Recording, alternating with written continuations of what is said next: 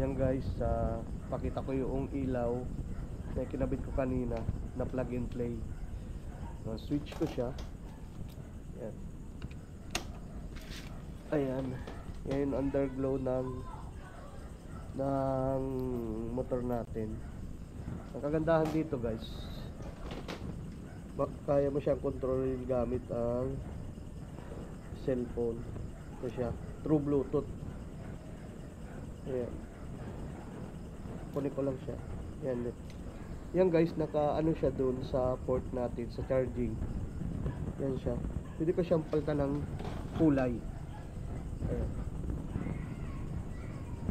Ay, kaya ata nakapulit. Pwede ko lang.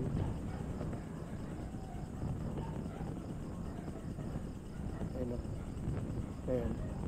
Mapapansin nyo, kung alin ang piliin ko dito, yun ang kulay niya. Dito kagandahan dito guys, pag sawa ka na sa kulay na gamit mo, hindi mo na kailangan magpalit-palit.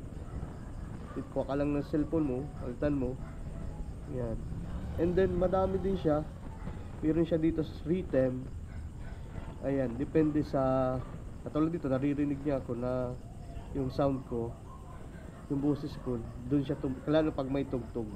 Ayan siya. Then ito naman, kung gusto mo strobe light. Ayan, strobe light siya, kumikisap-kisap. Yan, napakaangas niya. Yan, ang mapagod lang kasi dito pag backlash saka diskarte kung saan mo palulusutin yung mga wire. Yan, tapos meron pa siya, ano pa ba dito? Yan, kagandahan dito, kunyari wala siyang switch, nakadirekta siya doon sa port, pero pwede pa siyang patayin. Ayan, naka-off na. Pwede mo naman din siyang hugutin doon sa port. Yung kagandahan niya. Ayan, buhay na naman. Ganyan siya guys.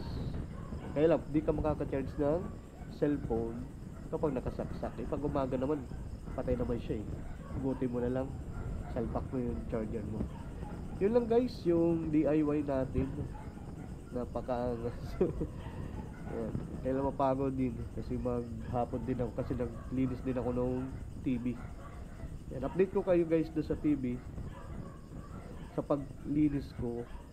Kanina na test drive ko na siya, okay naman siya, pero obserbahan ko pa siya kasi hindi ko siya na-reset, yung wala tayong diagnostic tools. Pero pakiramdam ko naman okay naman siya. Yan. Then tips ko din, after nung maglinis ako ng TV, dati nag-33 per liter ako, ngayon nag-442 pag mabagal. Then pag mabilis, nagta-38 km per hour. Yun lang guys, update ko kayo ulit. Yun lang. Moto B, sign out. Peace yo.